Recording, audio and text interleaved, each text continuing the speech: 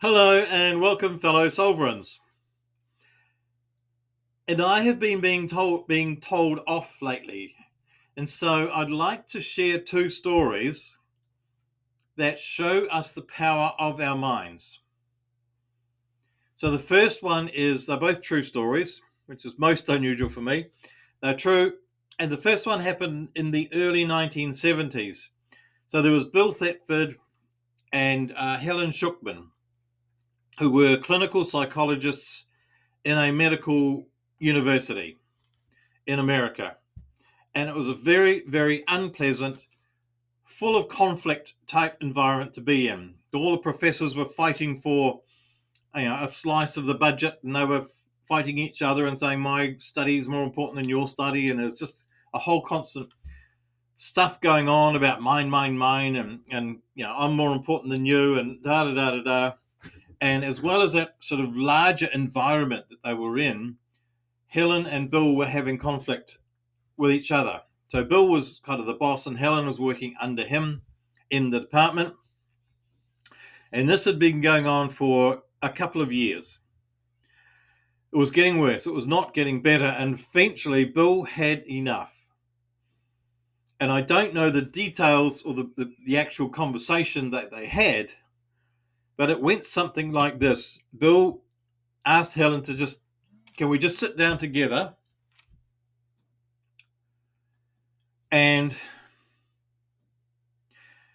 be open to the fact that there has to be a better way. Because as Bill said, this is not working. Yours and my relationship, professional relationship's not working.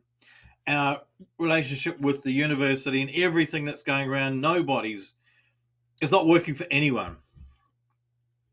And Helen was sort of initially in that mindset of, well, I don't know what the solution is. Bill said, no, nor do I. Neither of us know the solution, but let us stand in the possibility that there is a better way. And that was Bill's main message. There's got to be a better way than this, what's happening. So they did. They stood in the presence of possibility, if you like. That's not their words, that's mine. And it all started with Bill saying there has to be a better way. So within a very short time, I think within a month, the Course of Miracles started turning up to Helen, and then between them, they transcribed it. And that was the better way. But it started with two people being open to the possibility that there was something beyond the problems that they had.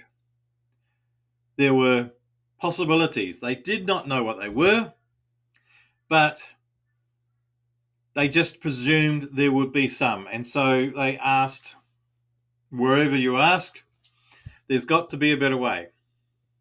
So that's one. The second little story, which happened today, so I do quite a lot of cycling, and every now and then I get sick of bending over the bars, cycling along, so I change my stance. And I sit up, hands on my hips, and just steer with balance. And away we go. So I was doing that along quite a wide path today, footpath, pavement in some countries. And I realized I was in the middle of the footpath, and I thought, well, if someone comes along behind me, it's going to be easier if I'm on the left rather than the middle. So in my mind, I just thought I'll go to the left, and in that second, there I was. I was not aware of any bodily movement of sort of wiggling or balance, whatever, to get the bike to the left-hand side. I simply thought left, and there I was.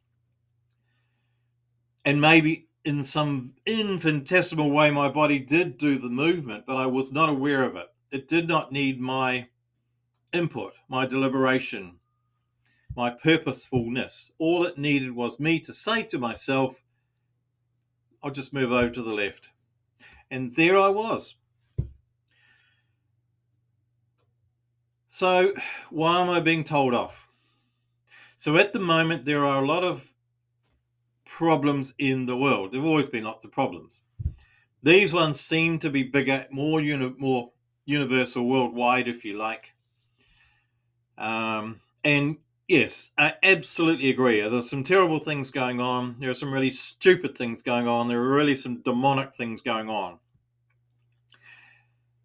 However, I find myself, no, that sounds passive. I choose.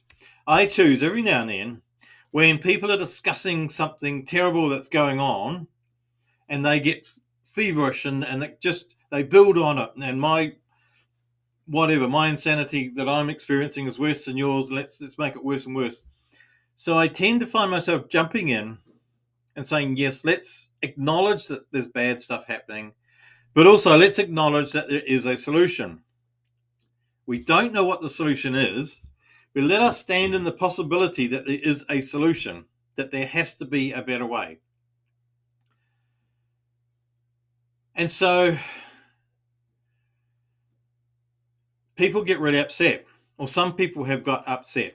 About 6 or 7, no, one of them was about 30 people leapt upon me and said I was burying my head in the sand and I was just being naive and stupid and I needed to do my research and all the rest of it.